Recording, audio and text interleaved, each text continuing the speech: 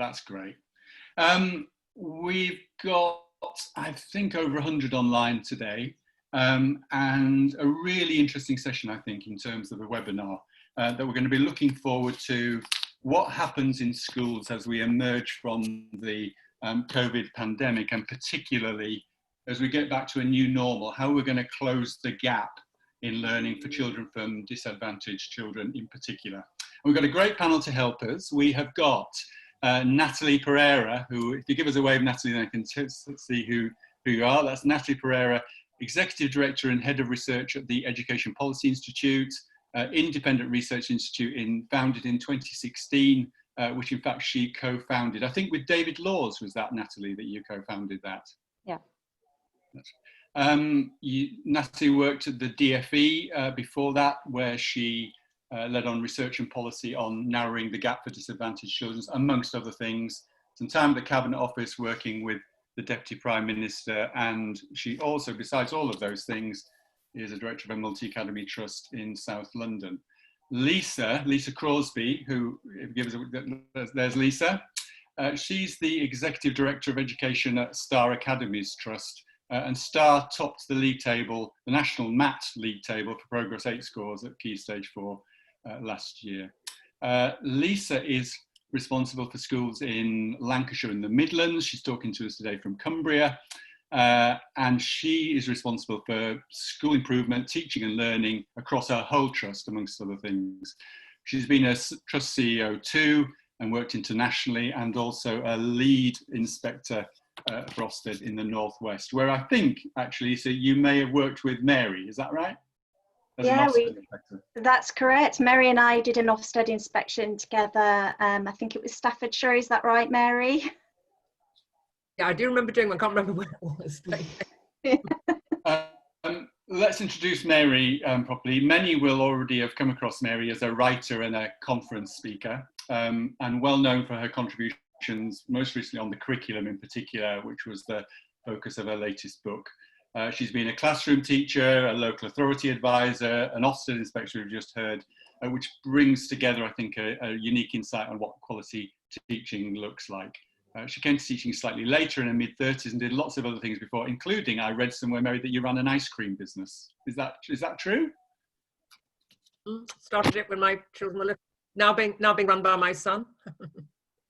Great. Well, good to have on a day like this. Thanks very much. Let's Kate, we've introduced to, and is going to be taking us through the questions. But let's just open with our main panelists. And so, just to set the scene, each of us for the group, just in a sentence or two to introduce the topic for us. What do you think the biggest challenges that schools will be facing in 2021 to get pupils learning back up to speed? Natalie, do you want to go first? Yeah, so we know that there was already a gap between disadvantaged children and the rest before the COVID pandemic, and I'll come on later in the panel discussion to talk a bit about that.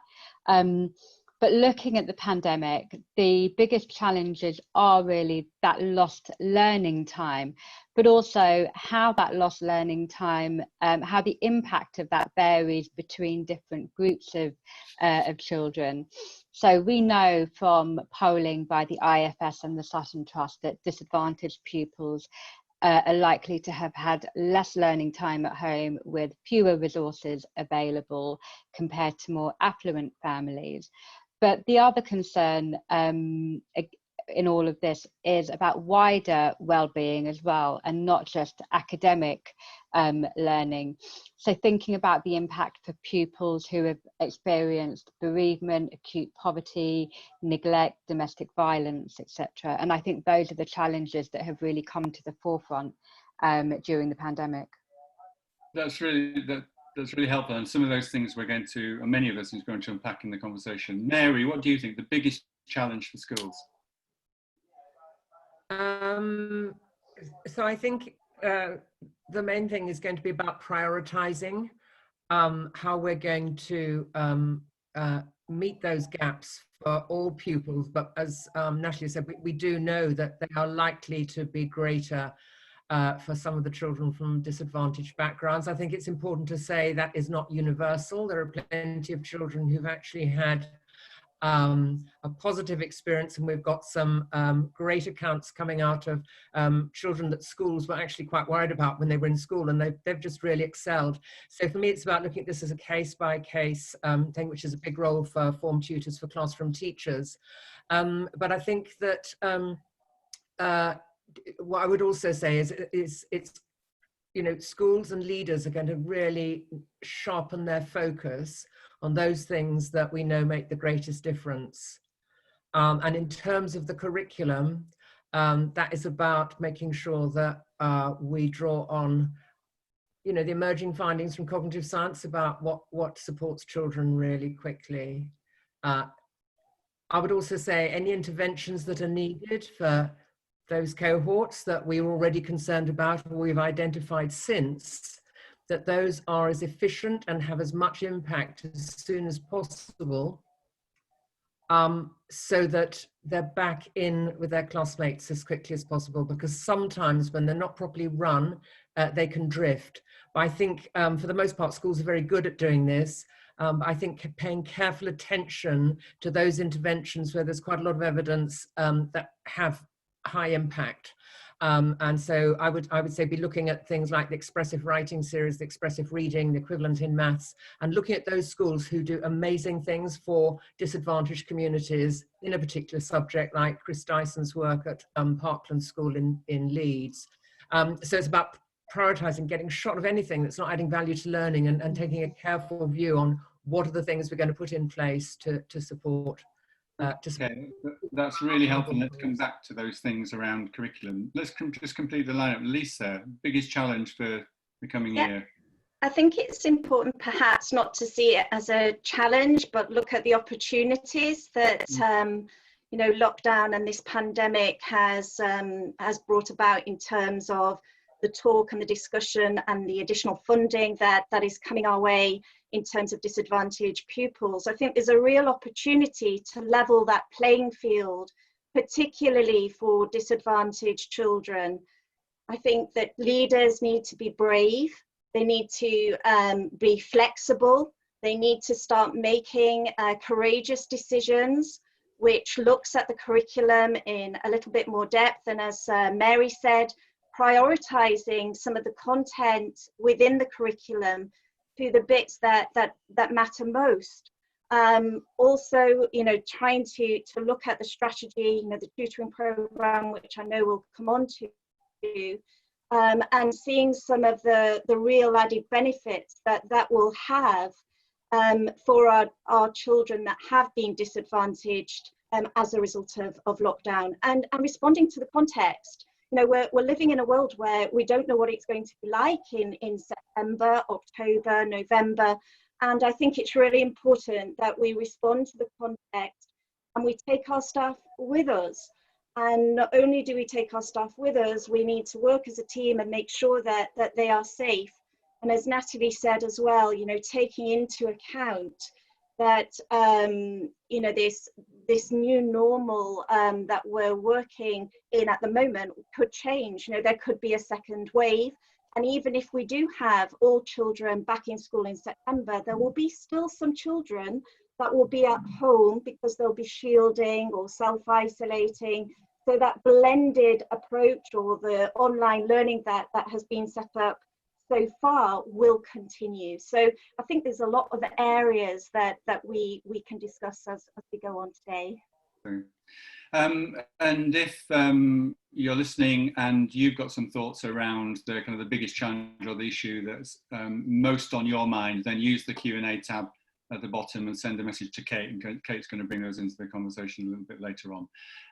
Let's start by, can we kind of chart the scale of the challenge?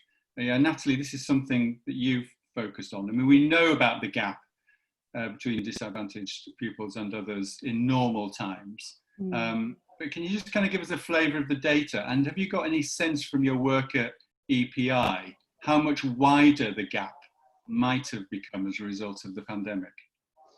Yeah, well, as you say, it's important to remember that when the last data we've got is from the 2018 cohort, and even then, so long before the pandemic, the gap by the end of secondary school between pupil premium eligible pupils and their peers was just over 18 months nationally. And in Bradford, in fact, the gap was wider at just over 20 months. So it was about 2 months wider in Bradford than the national gap.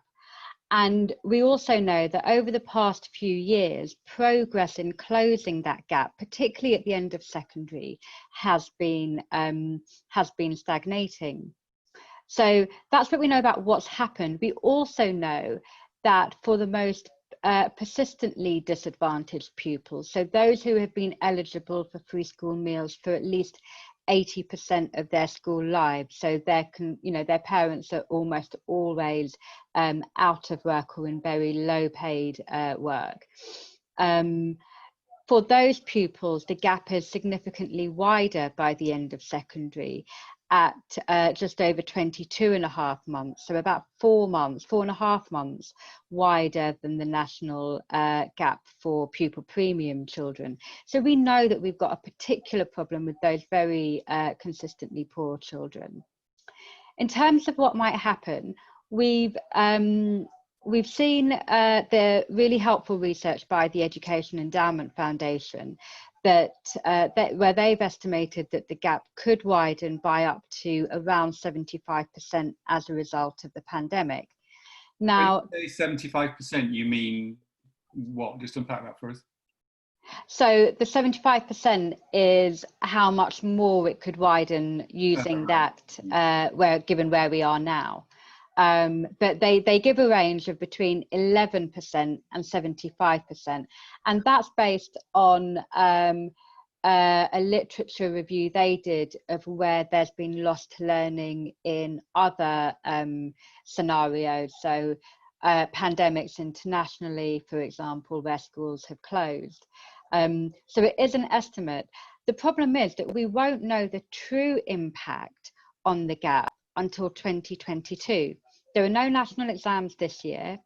There probably will be in 2021, but by the time we get the data and we're able to analyse it, we're into 2022.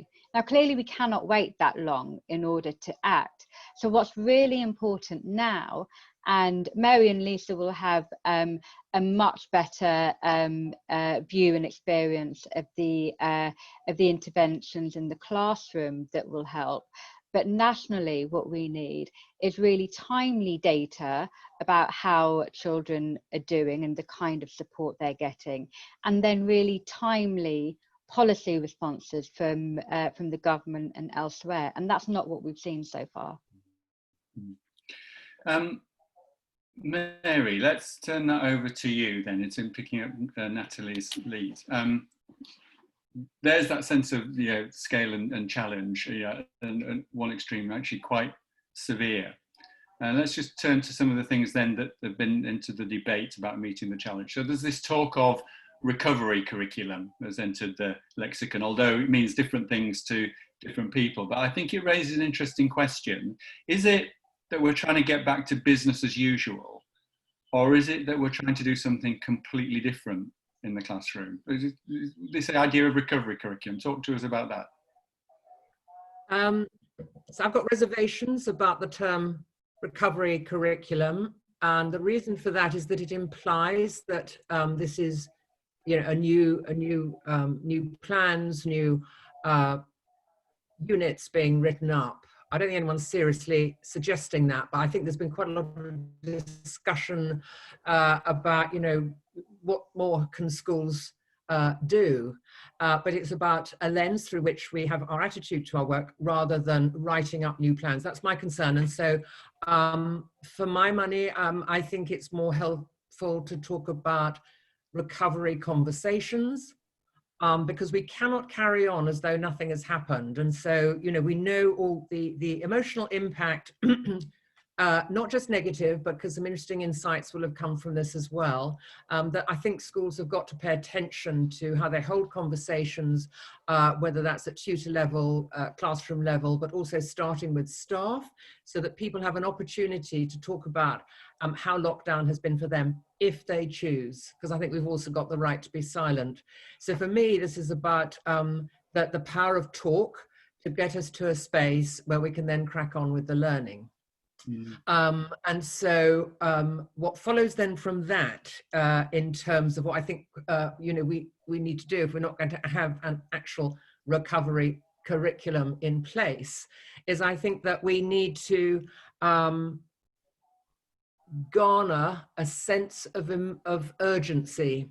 Now, that's not the same as working flat out, but it's about an intellectual urgency about what is going to make the greatest difference for the majority of our pupils in schools, ideally all, okay? And so there's a concentration of minds about what is going to be the most powerful way to leverage up the quality of the curriculum as a result of what's happened.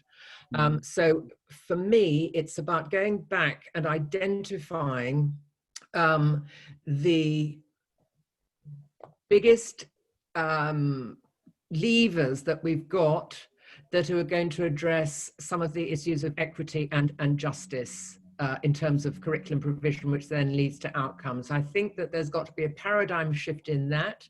I think we've got to abolish all language and commentary around children from disadvantaged backgrounds having low prior attainment. That is still going on in some parts of the sector. And what we've got to do is to make sure that the curriculum is as robust and as challenging for all our pupils, regardless of their starting points. Now, it so happens that the latest framework has a big thread of ambition for all our pupils, regardless of their starting points. And for me, that is where the conversations need to be directed. Is this truly ambitious for all our children? Now, the paradox here is if we then feed in the emerging findings from cognitive science, which are always provisional, but they've got some useful pointers. It's not a 3-line whip. But we know that there are some things that are going to make a difference in terms of adding value at a deep level without overloading either our children or our staff. So just quickly, a couple of those. One is the importance of concepts or the big ideas. So if staff are saying, how do I identify what needs to be caught up? Well, what were some of the big ideas that you were teaching your children last year or in previous units? How are you consolidating those and referring to those? And then all the emerging work around retrieval practice, interleaving, low stakes quizzes. And so when we really focus on those, alongside that, we get shot of any systems and structures that are going on in schools that are not adding value to learning, then I think we've cleared the decks. And I actually think there's going to be, I'm very optimistic, but I think there's going to be quite a bounce back because people have realized just how much we don't need to be doing in order to do our work. And there are certain things that I think are top of the list for the CHOP or reframing. One of those is how we use meetings in school, staff meetings, departmental and faculty meetings. If they've got admin on there, that should be done with an email. It should all be around curriculum conversations, in my view. Second one is marking. Biggest waste of teacher time. That's not just me, Dylan William, 2.5 billion quid a year wasted on that if you factor in the time. Absolute nonsense. Whole class feedback instead, greater impact, less for teachers. And the third one is the use of data in schools. So we know that the data that's collected in schools is neither valid nor reliable. So we've just got to absolutely reframe that. And I think that could be an issue nationally. As Natalie just said, we do need information about how those children are getting on, but we've got to make sure that it's actually telling us something. Basically, the internally generated school data doesn't tell us anything. So that's another huge waste of time. I don't expect to be popular for this, by the way, but I'm really slash and burn about the stuff that is not adding value to children. That's a really interesting idea about the pandemic has forced us in lots of ways, including in schools, to be more urgent and to be more direct and to do things differently, and that keeping that sense of urgency in the things that we've jettisoned we might not want back. I think that was a really interesting idea. Lisa, you're at the sharp end actually doing and planning this across your schools at the moment, I'm imagining. What do you think about, let's go back to the, you know, we started that on talking about recovery curriculum and that idea and concept. What's been your thinking at STAR? One of the things we know is that September is not going to be normal. We know that the 2-metre rule, yesterday's announcement, is going to be reduced.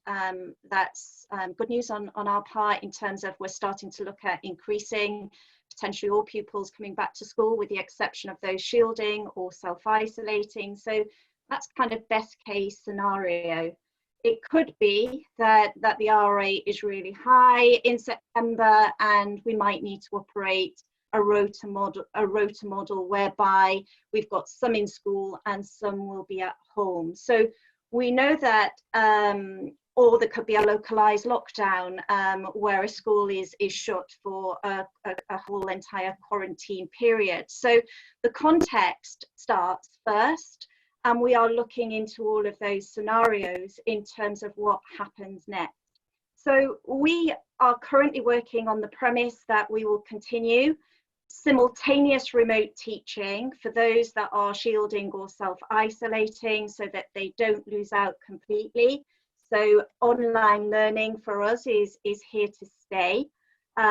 We're also looking at the rota option and a lockdown option, and we're considering a number of things in terms of the adaptation to the curriculum. So first and foremost, the exam classes, both year 6 and year 11. And we're looking at additional time to cover course content, particularly in the core subjects for English, maths and science.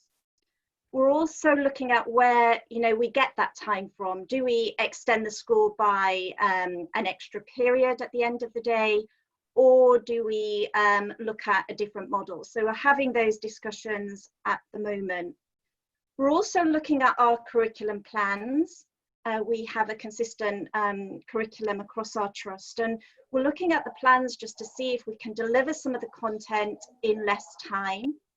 We're looking at the power of the knowledge organisers and how that can help pupils to know more, remember more, and so on. And we're also looking at how we can prioritise some of the content and the sequencing. As a linguist myself, I know that the topic of leisure and pastimes has a lot of advantage in terms of if you spend a little bit longer on that topic, you could actually speed up some other topics by recycling a lot of the content from that module, if you like. So we're also looking at which topics can be studied independently and don't actually need to be taught inside classroom. And again, that's capitalizing on some of the online learning, particularly that has gone well for some, you know, for schools, particularly in our organization. So, you know, there will be some time in school and some time at home. You know, that's kind of a given for us. And we know that there will have to be some delivery online. And some subjects may lend itself better to online learning than others. So we're also looking into that, you know, of which subjects do we focus on online and on which, you know, are face to face. We're also looking at the 2-year Key Stage 3 or 3-year Key Stage 4 and working out which is potentially a better model in these circumstances too. And again, you know, the catch-up program is very high on our agenda at the moment, looking at particularly what that looks like. You know, the national tutorial program, this one-to-one tuition. You know, do we actually set up our own tutors from within rather than commissioning to external providers? That way, you know, we'll be able to influence and shape and personalize that tutor program to ensure it's having the impact that we want it to have. And we're also looking at the identification of who these children are, you know, in terms of how will we know whether there's, you know, who has had lost learning and so on. That you've taken into tutoring. Let's come to that in a second. But Kate, I'm just going to come to you before. You've been watching the question stream. On the things you talked about there, is there something you want to feed back in from the people yes, watching? I think there's a couple of interesting sort of themes. One of them is and they sort of link to what Mary said about clearing the decks, as well as about to what Natalie was saying about understanding and data and around what goes on. So one of them is around assessment. And first of all, when will we know where what's happening with the larger external assessments for our students, and also around when our students come back, you know, how will we assess where they are at? You know, Mary was talking about a case-by-case basis, and you know, so how will we know, and how will we gather that data without subjecting all our children to sort of hundreds of tests all of a sudden on their first day back? You know, so baseline assessments, and then also a wider question. I'll give them both to you at once, Peter, and then you can. Yeah. A wider question, which is fascinating, really, and much broader. Is our current curriculum fit for purpose? So should we be catching it up, or should we be throwing it out and doing something else? Oh, we're being bold and ambitious out there, so that's really good. Yeah. Well, interesting things. Should we throw it all out and start again? But I thought the narrower, the question about how will we know where children are when they come back? Mary, let's come to you, but then we'll come to Natalie and Lisa as well. Mary, do you want to start us off on that one? What do you think to that, what Kate said? Well, for one thing, I would argue it's not healthy or helpful, you know, to be screening children the minute they cross the threshold. I think we need this much more holistic sense of openness, hospitality, you know, welcoming children back. And that's not a waste of time, that's an investment. I mean, my view is that there'll be children that we will already have been concerned about. And so those would be a priority for adjusted in a good atmosphere, checking where they are. I think we need to lose the language of tests in front of children. I think we ought to stop it anyway. This is about assessing for what might be helpful to support their learning. And I do actually think there's a lot of good work going on in schools around those programs, often run by SEN departments and led by a senior leader. More broadly though, you know, I'm thinking about, you know, if I was still back in school, how would I be trying to assess what some of the gaps might be with my classes? And I'd be thinking about Key Stage 3, and I'd be thinking about religious education. Just quickly give the headlines of that. Now, the first thing is I'm going to accept I cannot get that time back. My children can't get that time back. I've just got to live with that. So I can fret about it, but that's not going to do any good. But if I've got a properly thought through sequenced curriculum, which by the way is never fully arrived at, it's always work in progress, I will know that there will have been some important ideas that they should have at their fingertips in order to go. So it could be covenant, it could be so in history it might be democracy. So I will do some low stakes quizzing around that, and then that exposes what they have misunderstood, and then we have conversations about it. And so I will then gain information, which by the way, that you know, I will call that how I think it. I don't think that should be determined by the school. I need information about what I need to focus my efforts on. And so this idea that long-term learning is around the concepts really, really important. And that's a very efficient way of doing it, because when we understand concept, it means new knowledge related to that concept becomes much stickier. The second thread I would be doing if I were back in school is I would be identifying a high quality text or story for each of my classes, including at Key Stage 4.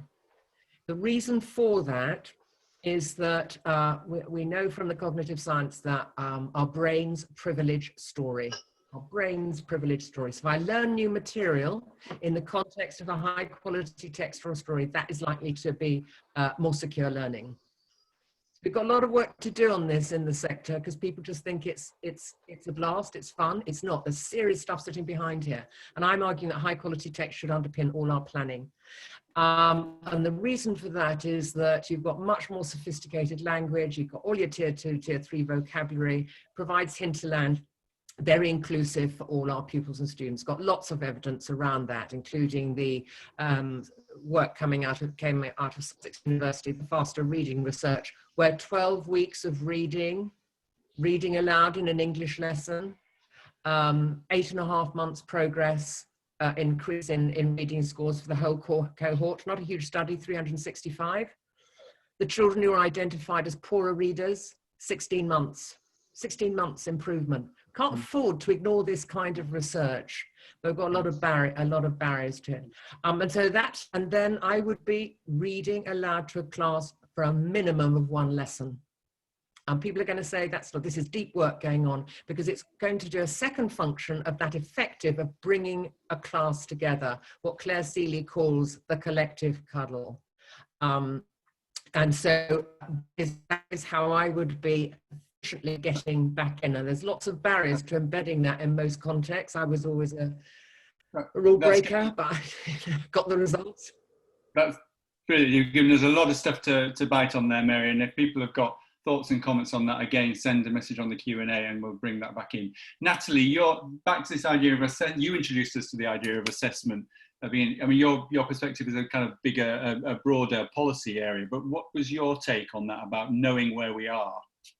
Yeah, so the way where we come from this is that at the beginning of the lockdown period, we didn't really, as an education community, know what the impact of this lockdown period would be on pupils and how we can best mitigate it.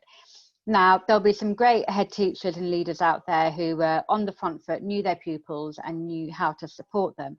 But generally, in terms of our national understanding, we were very much on the back foot of what we should be doing.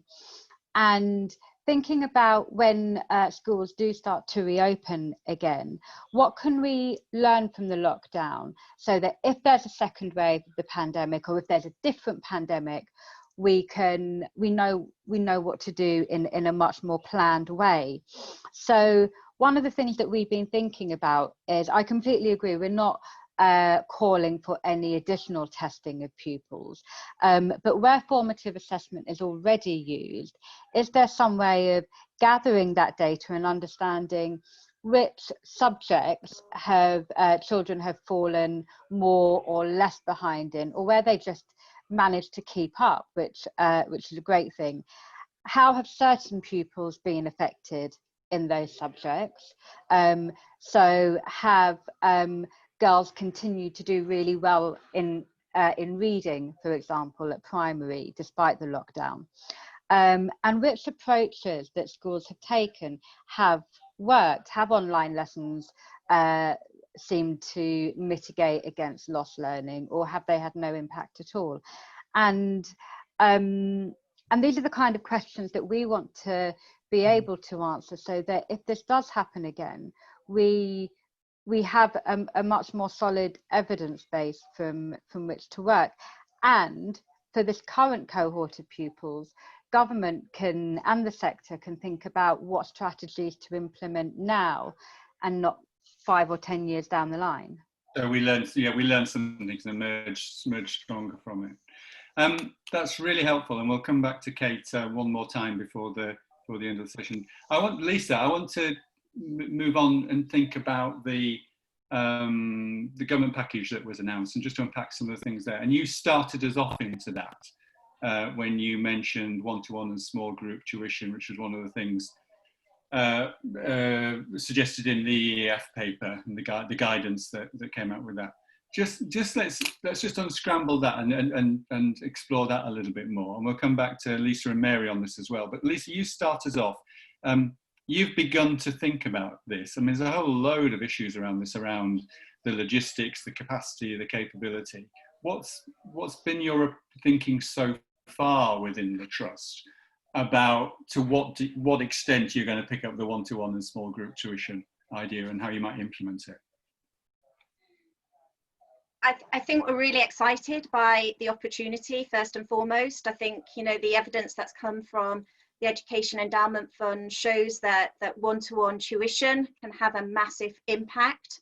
So we're really, you know, encouraged by the additional funding that's coming our way in order to put in the programme. I guess the next step for us is to really think about what that tutorial programme will look like. And whilst I mentioned earlier about going to approved tutor companies, we're actually thinking of setting our own company up to run one-to-one tuition and recruiting our own graduates and being able to facilitate a blended model where some of that tutoring could be face-to-face, but it could also be online. And again, we would be able to train and induct those tutors into, you know, the STAR way of working. And we feel that would be perhaps more sustainable in the long term. So that's our thinking at the moment in terms of tutoring. We feel that intervention should never be bolt on. You know, it should always be an integral part of their learning journey. And it's important that the teacher and the tutors know each other and communicate with each other. You know, in terms of knowing where children are at, you know, we need to say to teachers, they are the best people to know where children are at, even during lockdown, because I would assume that most teachers across the country have been engaging with pupils in some form or another to know the experience of individual pupils, but also to know what type of learning that they have experienced. We'll also know, you know, the children before lockdown who were struggling. The likelihood is that they might be struggling even more. So prioritizing the groups for the tutorial sessions is something that we are going to look at in terms of what are the elements of the identification process, you know, and how we're going to make that work. And when we talk about disadvantaged, you know, as Mary said, you know, the label isn't always very helpful. And we also know that there will be children who aren't disadvantaged, who have suffered as a result of lockdown. There may be parents who have lost their jobs and are going hungry and need that support. So the £91 per pupil, we want to use the money really, really well. We want to be really, really strategic in how we use it, but we also want to be clear about what is our ambition for that tutorial program and how will we know that it's been successful. So those are kind of the conversations that we're having at the moment. Mary, I mean, Lisa said something interesting there about making sure it's not bolt on, and it's but that's going to be a challenge, isn't it? Making sure that it's integrated into mainstream delivery, curriculum delivery. What do you think about this, Mary? Yes, it is a challenge, but it's an intelligent challenge. I mean, so my concern is that you know, children are withdrawn. There's no relationship, professional relationship between whoever's running the intervention and the teacher. It's kind of generic program. No one's really evaluating it. But I think for the most part, you know, we've moved beyond that. And, you know, I would also argue that some of this can happen in school, you know, bolted on to the lessons, because what we want is children not getting a diminished diet overall. That they're back in with their peers as quickly as possible. So possibly in some contexts, in some subjects, beyond the basic skills of literacy and numeracy, which they, you know, which is, I think, the real powerhouse for where individual tuition can really lift things off. But identifying and pre-teaching some vocabulary before a lesson, a teaching assistant or HLTA supporting with that. But I might do that generically in any case, because all my children are entitled to it. So it's about getting the highest value out of whatever I am doing. So yeah, I suppose my main concern is when children kind of get locked into a system. The other thing I would just play into this, I think overall schools have worked really hard to you know, get materials out to children, but I don't think it's universal, and I'd be very interested to know what the figures are. You know, Lisa's quite right. I do think that good form tutors and good classroom teachers do know where their children are, you know, psychologically, and the amount of work they've engaged with.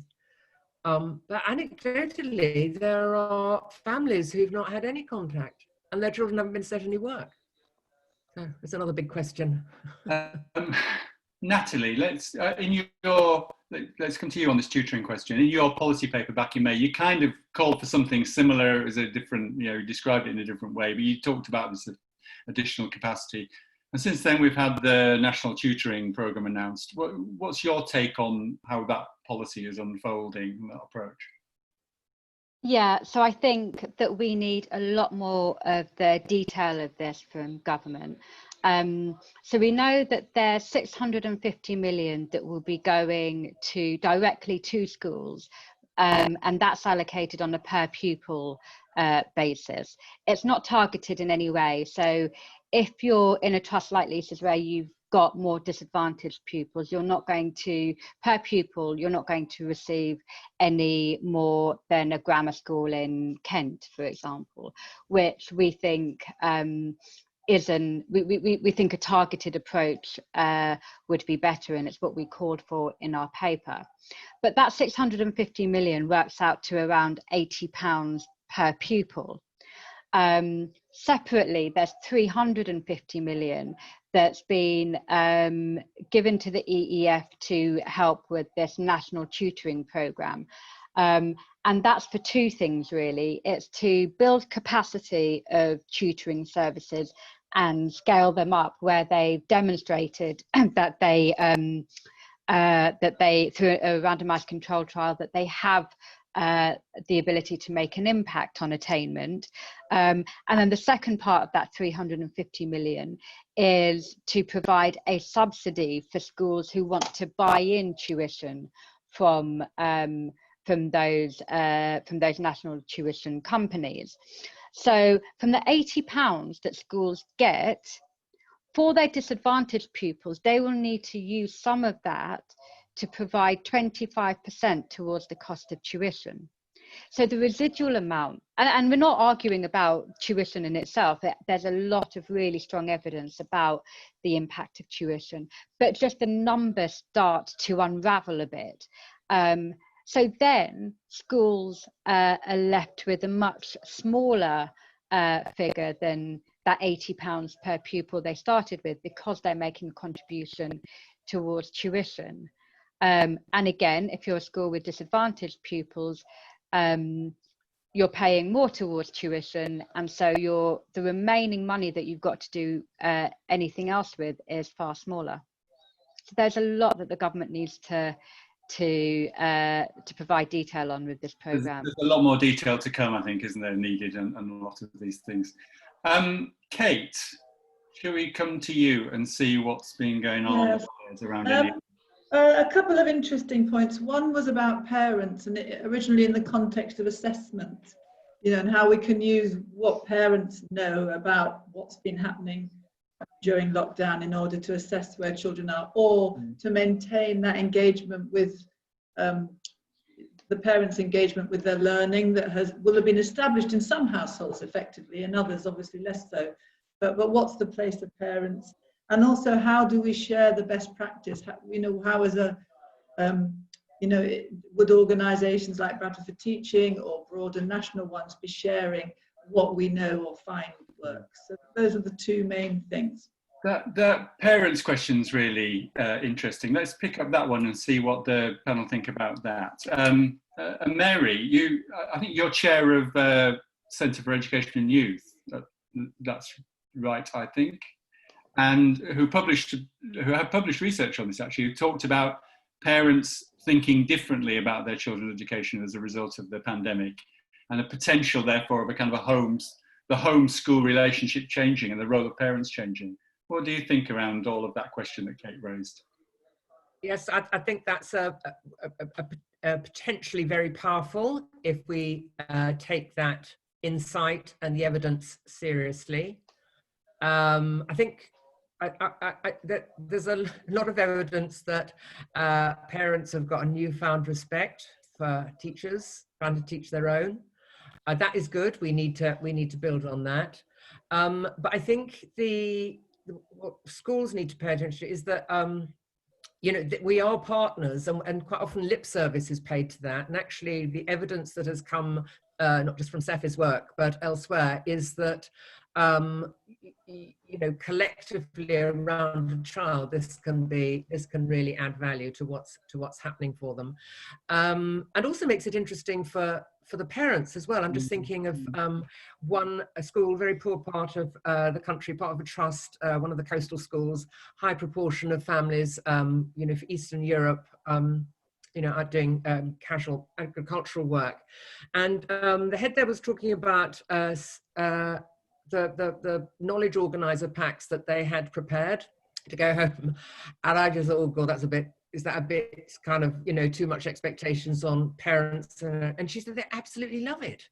Absolutely love it, because the children are teaching them. It's a focus for conversation and all that sort of stuff. So I think we've got a easy, low-hanging fruit there. And again, I would strip away the narrative of what to expect from parents of you know, come from these communities. Still, I'm afraid there's a bit of that going on.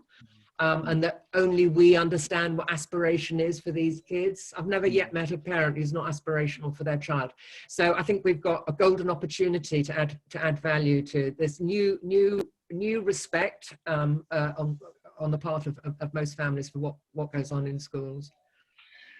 Lisa, what have you been finding? Has there been any intelligence from within your trust on this parents' question?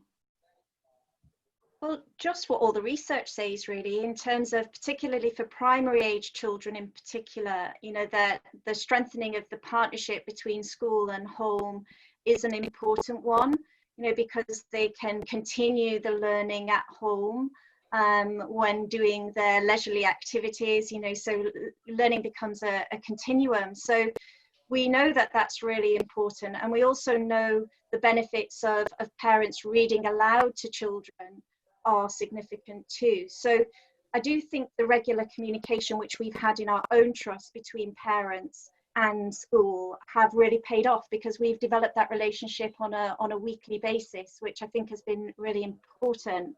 We know that peers influence secondary pupils more, and again, we just want to keep reiterating to parents about keeping children focused and you know, keep that ambition going.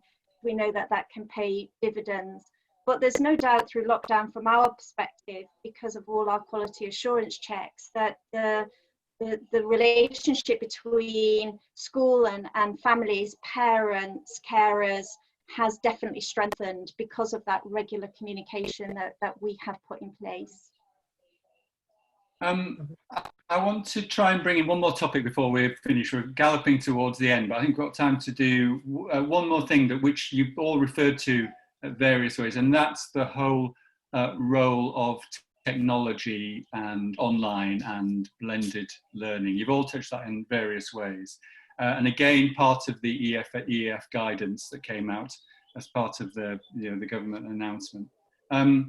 Let's just consider that for a moment. Natalie, we'll start with you. How do we approach this whole, if we start from the position that online in some form or another is here to stay, it's accelerated us along an agenda which was happening anyway. Lisa's already said blended will be part of their plans going forward. But Natalie, how do we do that in a way that doesn't exacerbate the divide, that just through a digital divide, just widens the gap? Yeah, it's a really good point. And we know that there are some online programs that have already got a good evidence base, and increasingly more of those we'll begin to understand more of which ones of those are effective and should be here to stay, and that's not a bad thing. I think just going back to the parenting point for a minute, because this does tie in, when we think about, we've known for a long time that the home learning environment is the most important factor when we think about children's attainment and outcomes. And what this pandemic, I think, has shed light on is the fact that the home learning environment isn't is more than just the relationship between schools and parents. It's actually about adequate housing, it's about adequate space, it's about parental mental health as well as child mental health. So I think for policymakers, when they think about how to support parents to support children in their learning, they need to look at a much broader spectrum of public policy than just education and schools. Mm-hmm. So then when we think about online learning, as you say, there is a risk that it perpetuates those gaps because of access to technology and connectivity. And again, if the government agrees that a blended learning approach is the best way going forward, or indeed being able to use online learning for situations where schools are closed because of bad weather or flooding, for example, then it really needs to get a grip on those other policy areas, but also on connectivity and technology as well. Mm. Mary, I'm going to come to you on this as well, but Lisa, you talked about this earlier on. How have you found those issues that Natalie talked about there in terms of access and ensuring that everybody has access, every student has access to online learning? Lisa? So we have we've looked into that and tried to make sure that families without devices have a device. We've also looked at learning packs as well. You know, those that don't have a device, we've tried to substitute with a work pack. There's no easy answer to this, I don't think, in terms of how you ensure equal provision for everyone, but you can at least try. And you know, our regular contact calls have been instrumental in just taking the temperature of what the situation is like at home, and making sure, you know, that part of our role within STAR has been, you know, to deliver food packs and all of that. So from anybody that's been impoverished as a result of lockdown, we've also made sure that element is sorted and taken care of. In terms of online learning, we know it's here to stay, and you know, we've been working with local authorities as well, where we need more devices and trying to make sure that in the more deprived areas that every child does have access to one. And one of the things that we've learned from online learning is that sometimes it can be a one-way traffic, where they'll do the activity online, but the feedback could be limited, particularly if they haven't got their teacher in front of them on the screen and they're doing another kind of online activity that's available. So, you know, for us, it's how we bring in that verbal feedback so it doesn't feel like a one-way channel of activity for the child. And that's key to keeping them motivated and engaged. So we're watching this space all the time and trying to improve it and trying to capitalize on it where we can in ways that we weren't doing previously. So we think it's here to stay. Mary, here to stay, and the dangers of one-way learning that Lisa said. What do you think around all of this? Yeah, I don't really have anything substantive to add beyond what Natalie and Lisa have said, except I think the nut to crack beyond the the hardware and the broadband to make this, you know, just happen, is going to be that notion of formative assessment, Socratic dialogue, really teasing out what children have got and what their misconceptions might be, because those are springboards for new learning. But I think we've all got enough wit in the medium term, I think, to refine that. And of course, the blended learning is blended. You know, we're not going to put children into outer space for this to be their only provision like forever. But overall, I'm encouraged and I'm excited by it. There's some really high quality stuff coming out. I think we could probably go on for another 2 hours, although we'd probably lose our audience in that time. So let's just come to a last question, and for each of you, a short answer to try and draw things together. And it's this: is there any lasting legacy for schools and education out of this? And what is it that you hope that we'll be doing differently in the long term in the way that we educate children as a result of all of the things we've been through, the terrible things we've been through over the last few months? Lisa? I think the legacy is, it's really important to stay optimistic and positive in what, is a challenging situation, and to use it as a force for good and a force for change. I think the discussion about gaps in learning is a healthy one, and brings this agenda much more acutely to the fore, and enables leaders to think more bravely about the strategies that we are using and why, in terms of that prioritization, in terms of what happens next. I also think the additional funding for disadvantaged pupils levels the playing field and ensure pupils get the support that they need to catch up. And I'm hoping that these strategies will be successful and will stay and be honed over time. Brilliant, thank you. Natalie, your lasting legacy.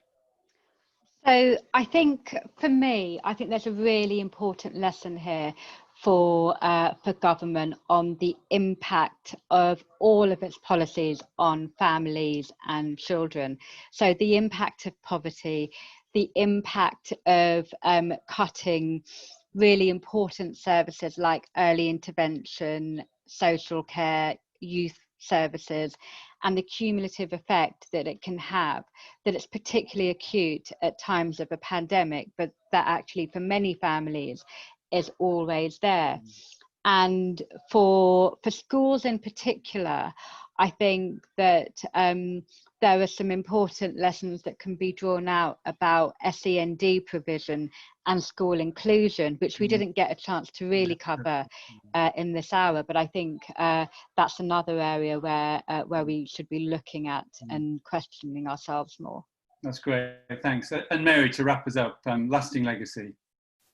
So there are two strands, just quickly. I think the level of collaboration that there's been across schools, across departments, across the sector, both micro and macro, I think there's going to be, that won't go away. I don't think there'll no longer be the silos, the extent to which there were. I think the long-standing work that's going to come out of initiatives like the Oak Academy, I think is going to be great. And support, not just as emergency, but also supporting thing. And the final thing I would say is I think there's a level of appreciation that I think is going to be pretty long lasting. You just see photos of children back in schools meeting their teachers, and it's like everyone's just so thrilled to see one another. So that loss of physical is now emerging as, oh gosh, aren't we pleased to be in community with one another again? So I think that's great. That's great. That's a great idea for us to finish on. Thanks ever so much to all of our panel. Thanks to Kate for managing Question Corner and bringing that in. If you've enjoyed it, the webinar out there, then that's great. It'll be recording posted on the Bradford for Teaching website, and you can recommend it to your friends from there. Have a great day, everyone, and see you again soon. Thanks very much. Thank you.